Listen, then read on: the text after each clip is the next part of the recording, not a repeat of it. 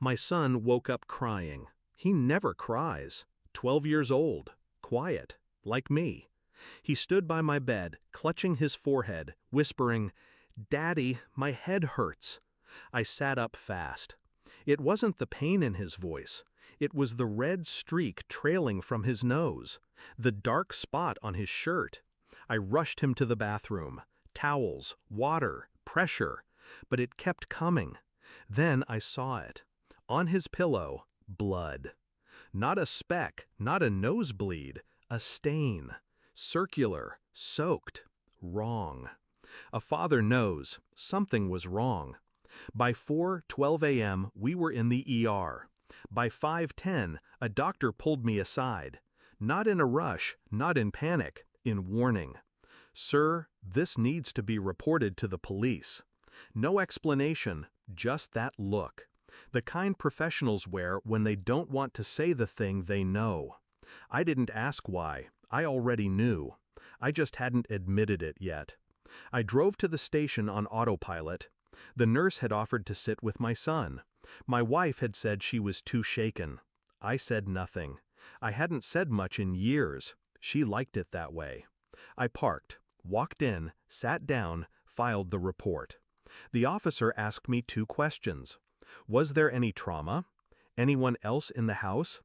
I told him no to the first and yes to the second. My wife. She was always home, always awake before me, always said she liked mornings, said she liked to watch our son sleep, said it like it was sweet, but now it felt wrong.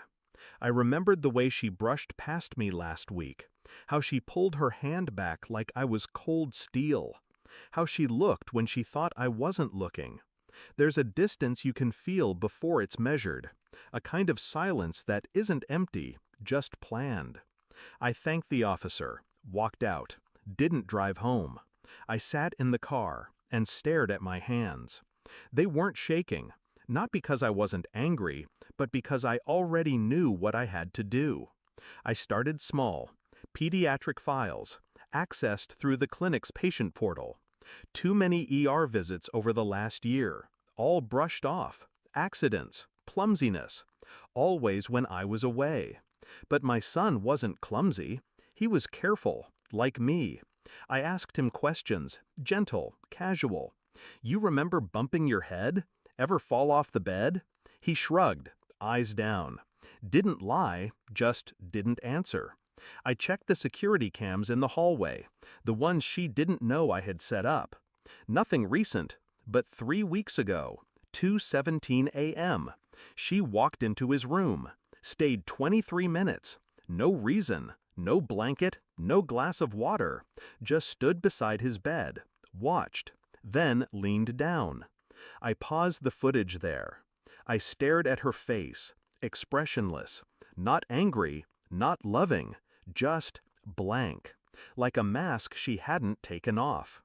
The next morning I found the note, tucked in my son's backpack, written in crooked, uncertain pencil, "Mom hurts me when you leave." I didn't sleep that night. Instead, I called a forensic specialist I once helped during a corporate lawsuit.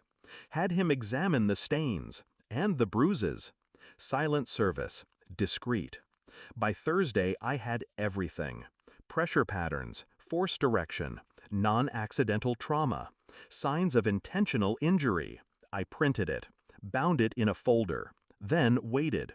That night, she came home late, said traffic was bad, didn't ask about our son. I stood at the kitchen table, didn't speak, just slid the folder toward her. She looked confused, then afraid. She opened it, page by page.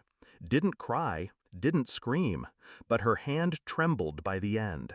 I waited until she looked up. Then I said, "I know." She started talking. Excuses, childhood trauma, stress, words meant to soften, to redirect.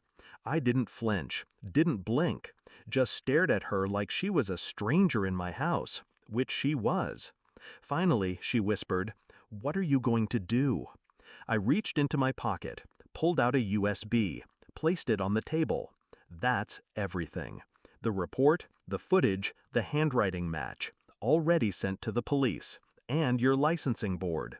She stepped back, hands over her mouth. Tears finally came. Too late. You'll never see him again, I said. Not loud, not angry, just final. Then I picked up the folder and walked out, with my son waiting in the car. That night, I watched him sleep, not to check on him, to remember who I was doing this for. The fear was gone from his face. No flinches, no curled fists, just breathing, steady, safe. I didn't cry. Not for her, not for what it cost. Some stains never come out, but they remind you what's real and what never was. She took his childhood. I took her future.